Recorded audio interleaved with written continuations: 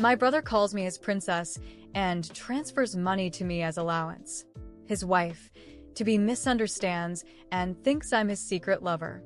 She crashes my new apartment, which I've lovingly decorated with a group of friends and family.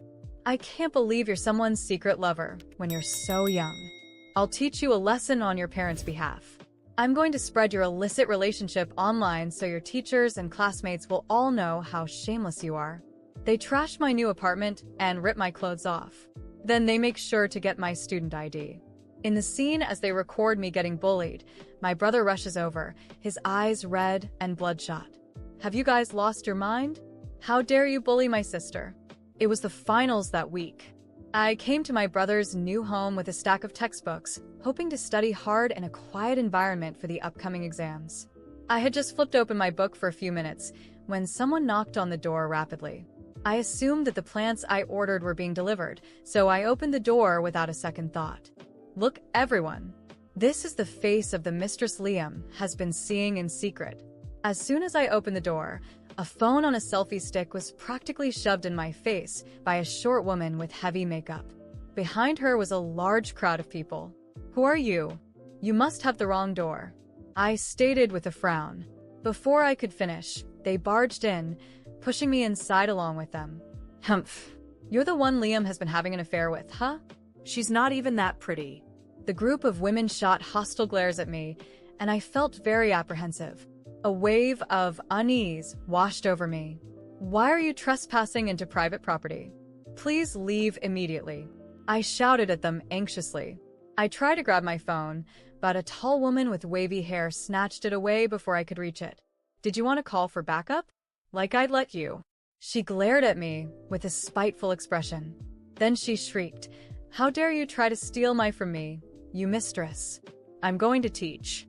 Before I could even process what she meant when she mentioned the words mistress, and I was slapped hard across the face. The force of the slap stunned me. Look at that innocent expression she's putting on. See how good she is at putting on a show. This is the type of woman men always fall for and have an affair with. The woman who slapped me spat hatefully. She then massaged her palm and continued hurling accusations at me. Stop pretending. Don't try to deny that you know Liam. Can you swear to God that you're not his mistress? Liam Turner was my brother. Why did she keep claiming that I was his mistress? Every penny I spent was from the funds that my mother left for me. Yes, I know Liam. I'm his sister. I shot back, no one had ever hit me before, so my anger flared up. I screamed at the crowd of unruly women. Now that you know that Liam is my brother, get out of here this instance, you shameless vixen. That's what all mistresses claim to be when they're exposed. The woman sneered, digging her nails into the side of my cheek that she had slapped. My eyes stung with tears from the pain, but I couldn't push her hand away. Emma, look at this place. It's so big and luxurious. Liam is generous to this vixen, one of the women commented. Emma. The name rang a bell. I pushed her hand away forcefully and covered my aching cheek. Are you Emma Clark, my brother's girlfriend? I asked.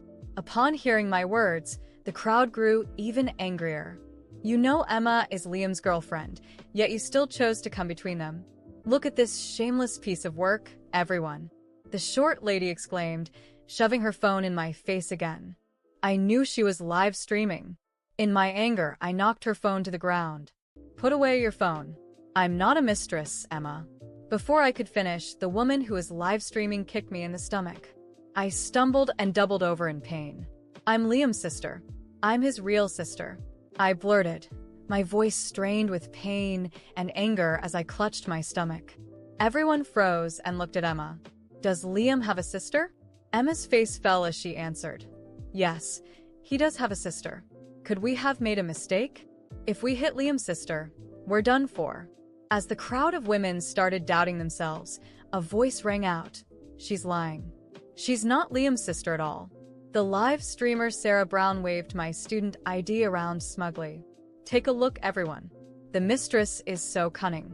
Not only does she deny that she's a mistress after being caught, but she's also lying by claiming to be the guy's sister. She held my student ID up to the camera and said, her name is Sylvia Monroe, and she's a sophomore at Avant Design Academy.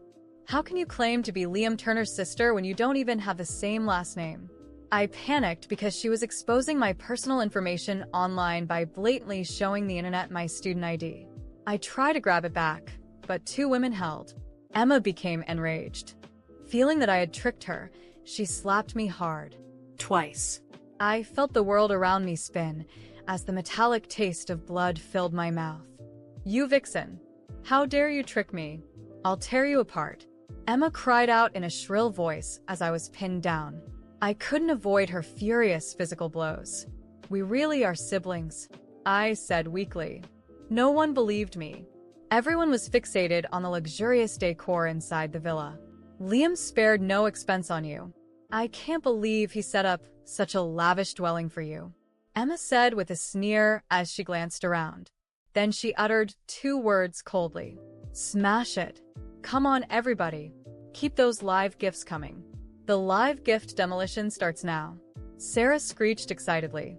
This house's decor was my wedding gift to Liam. I designed the layout and chose the design company myself. For over half a year, I'd been here every chance I had to monitor the workers. Panic surged through me when I heard that they were going to wreck the villa. No. Don't ruin the house. This is all my hard work. I struggled fiercely against the two women pinning me down. I clawed at them, leaving several gashes on their arms. They cursed as they tightened their grip. It wasn't the money I cared about. It was my work, my effort. The more agitated I was, the more pleased they were. Within minutes, the sound of smashing and breaking filled the room. The top-of-the-line TV was shattered. The leather couch and even the antique vases lay in pieces. Why, you're all insane. I'm calling the police on you, I said through clenched teeth, thoroughly maddened at the chaos that was unfolding. My words reached the ears of the woman restraining me. They jeered. What? This little tramp wants to call the cops? Will the police side with mistresses? This is a family matter. We're all Emma's family, and we're here to support her. They shoved and pinched me as I lay curled up on the ground, bracing myself against the pain. What? A viewer said that this painting is a world-renowned piece. How much is it worth? Did you say $400 million? Sarah asked exaggeratedly. This drew my attention immediately. I cried out, "Don't touch that painting. You can't afford it. It's worth $500 million. There's no way Liam would spend so much on a real painting for his mistress. It's definitely fake. A fake that size should still be quite valuable. Look at how panicked she is." The women stood in front of the painting, bickering away. "Don't touch that painting. If you damage it, you'll have to spend your entire fortune just to make up for the loss," I said angrily. Liam had bought this painting anonymously at an auction and specifically asked me to hang it in his new home. Upon hearing this, Emma grew angrier. I asked Liam to buy me a $50 million ring, and he refused. Yet he spent $500 million on a worthless painting for you. I ought to teach you a good lesson. She turned to the others and shouted, "Destroy that stupid painting. Everyone, watch as we stomp on a world-famous painting. Isn't this exciting?" Sarah yelled in excitement. They took down the painting and tore off the frame with their dirty feet. They trampled all over Liam's treasured masterpiece. I silently prayed and hoped that the art restorer would be able to repair the damage they had inflicted. "Get me a pair of scissors. Liam must have bought it for this tart as a token of their love." "I'm cutting it to pieces," Emma declared. All my remaining hope vanished. "Emma, you're going to regret this," I said helplessly. Didn't my brother say his girlfriend was sweet and gentle? Did he know that she was capable of such malicious acts? I watched in shock as the priceless painting was shredded to pieces. I felt numb all over when Emma's gaze landed on the $8 million piano.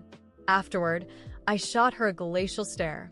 She walked up to the piano, her gaze fixated on its glossy surface.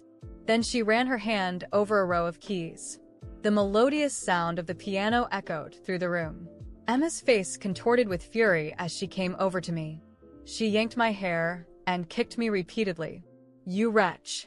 This is my favorite piano. Liam said he'd buy it for me. Yet here it is in your place." Emma screamed. I fell to the ground again as her high heels dug into me. The only thing I could do was curl up in defense. I gritted my teeth, wondering what kind of look would appear on Emma's face once she knew she was destroying her new marital home and piano. Then again, she didn't need the house anymore. I vowed not to let her become a part of the Turner family. How do you like the act of the mistress being torn apart? It's very satisfying, isn't it? Remember this tramp's name? Everyone. It's Sylvia Monroe. Feel free to dig up her details, Sarah said in her annoying voice. I thought I couldn't be humiliated any further. But then they found my most treasured possession upstairs. Emma, take a look at this. What is it?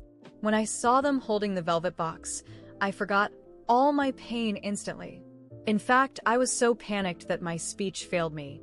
Emma opened the box, lifted the cover, and took out the glass trophy I usually handled with the utmost care. It says, "First prize for information science." What's so special about this cheap trophy? It's in such a fancy box. Let's smash it, Emma said. I cried out, no, don't smash it. As Emma raised the trophy over her head to smash it, I ignored my pain and scrambled to my feet while shouting, "You can break anything else. Give that trophy back to me, please." My mom and dad had won this trophy together. It was the country's most prestigious award for scientific research. Due to differences in their academic pursuits and conflicting views on family and love, my parents divorced. Later on, my father took my brother and went into business. He took advantage of the booming economy to establish Turner Group. Meanwhile, my mom left with the trophy and moved to Rivertown. There she dedicated herself to science. She would sometimes hold this trophy and gaze at it, lost in thought. I knew it reminded her of my dad, as this trophy symbolized their love. My mom never remarried. She raised me alone while pursuing her research. My mom passed away the year I became a freshman in the academy. This trophy wasn't only a testament to my parents' achievements, it was a symbol of their love and my mother's last keepsake for me. Emma glanced at the trophy in her hand, then at my trembling, desperate expression. Her next words were laced with venom. She said nonchalantly, "Oh, so this cheap thing actually has sentimental value? Even better."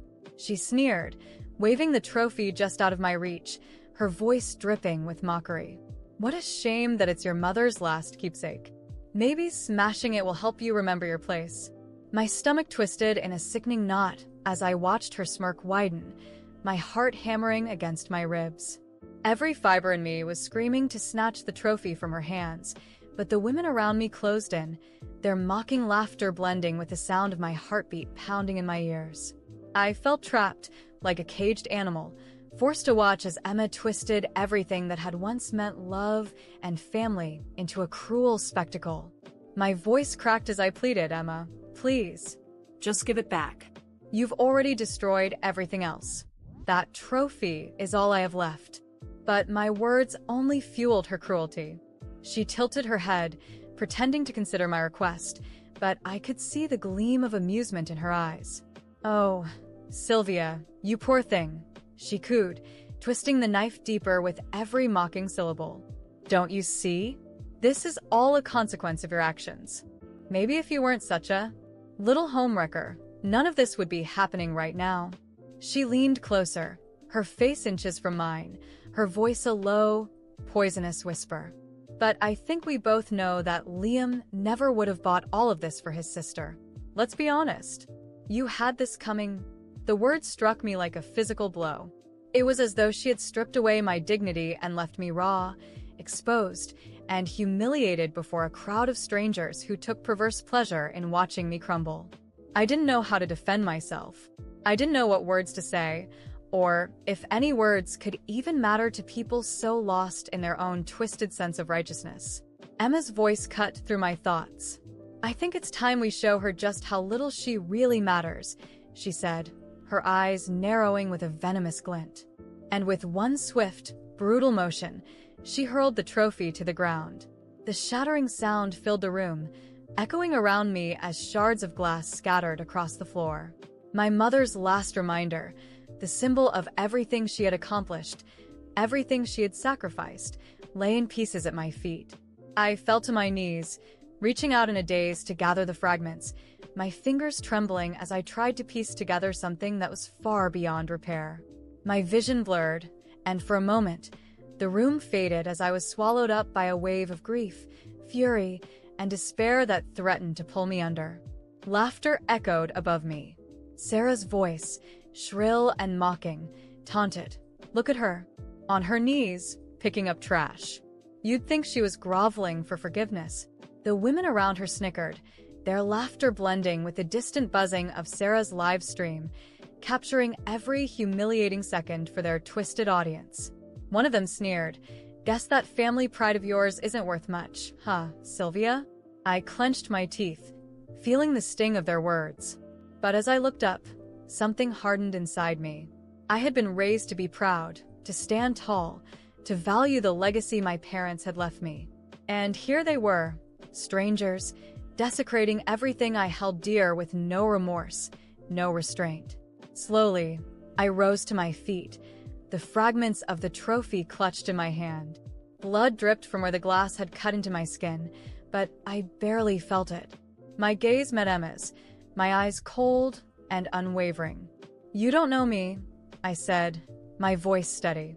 "You don't know anything about my life, my family, or what this means to me. And one day, you're going to regret everything you did here."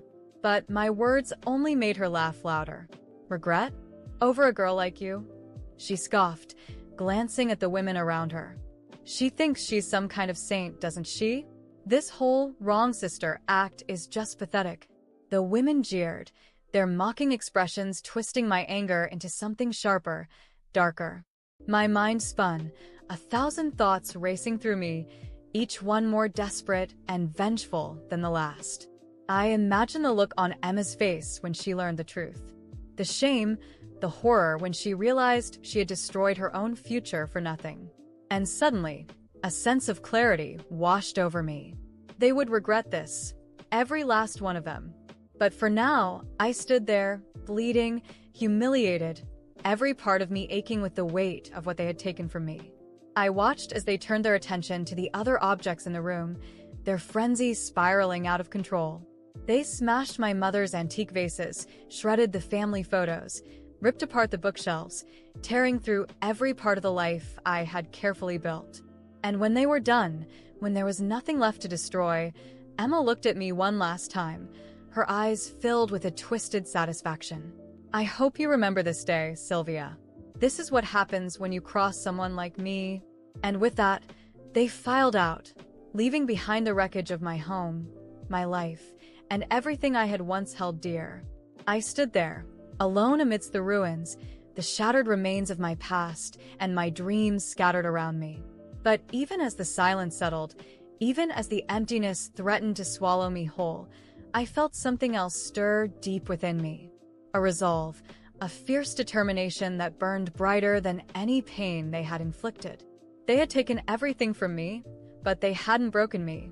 I would rebuild. I would rise from the ashes they had left, stronger than before. And one day, when they least expected it, they would see just what they had unleashed. They thought they could humiliate me, that they could erase everything I was. But they were wrong. This wasn't the end of my story. It was just the beginning. And I would make sure they remembered that. In the days that followed, everything felt like a blur of pain and silence.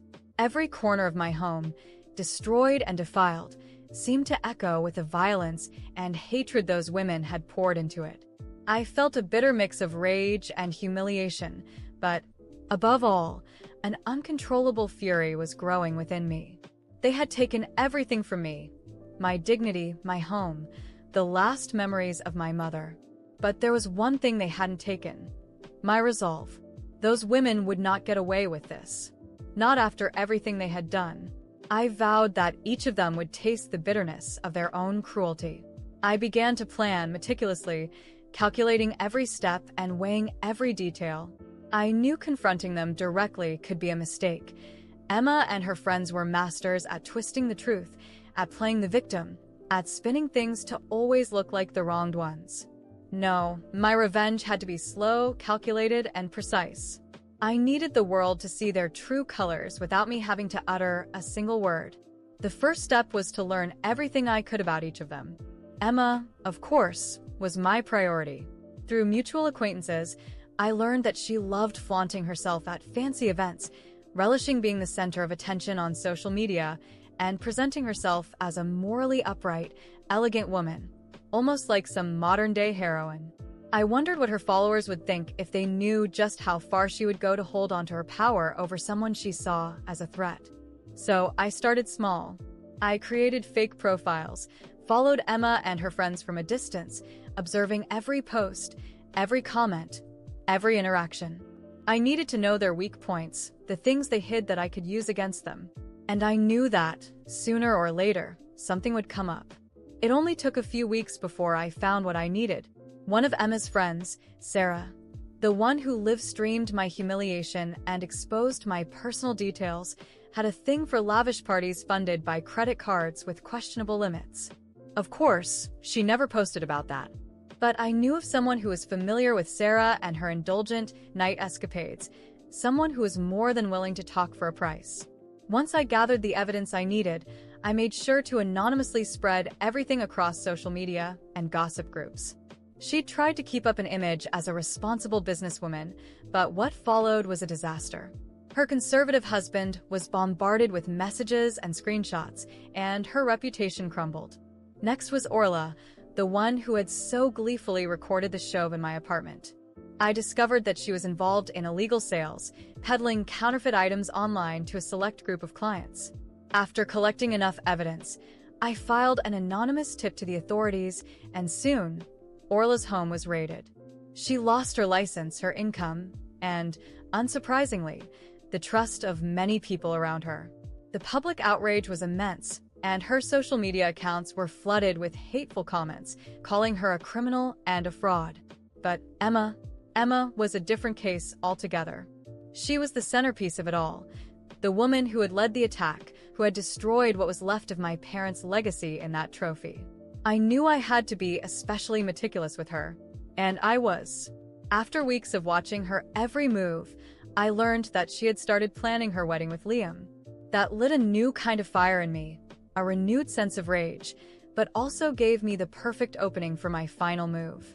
I reached out to some influential friends in the event industry, people Emma would never suspect.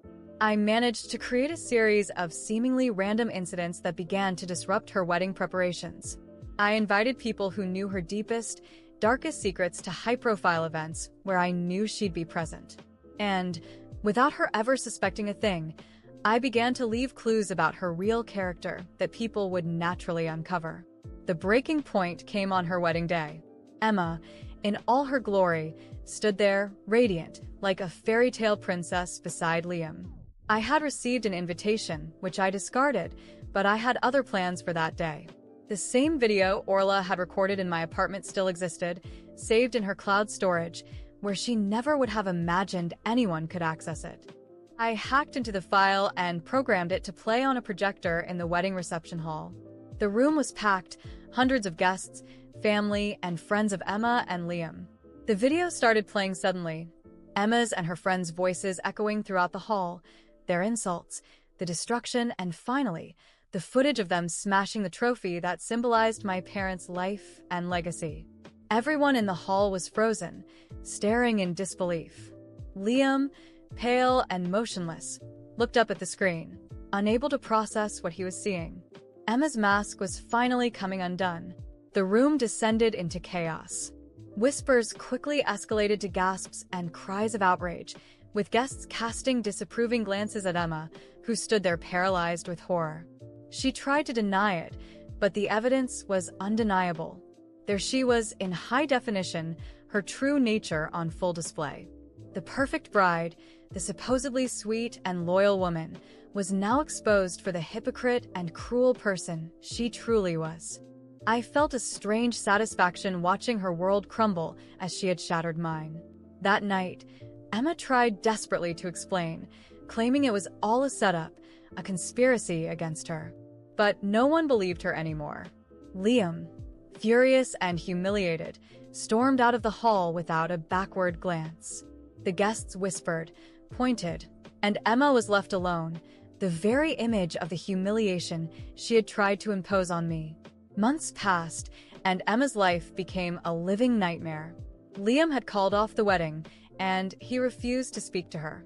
Her reputation was irreparably tarnished, and every door that had once opened so easily for her was now firmly shut. She tried, in vain, to salvage some form of social support, but the internet, the very place she and her friends had humiliated me, had now become her worst enemy. As for me, I moved on. I relocated, focused on my studies, and rebuilt my life with new goals and a sense of peace that they had once tried to steal from me. The world was finally back in balance, and those women, who had once loomed like shadows in my life, were now nothing but memories of a long-awaited justice. I carried on, head held high, knowing that my greatest victory was not only surviving but finding the strength to rise again.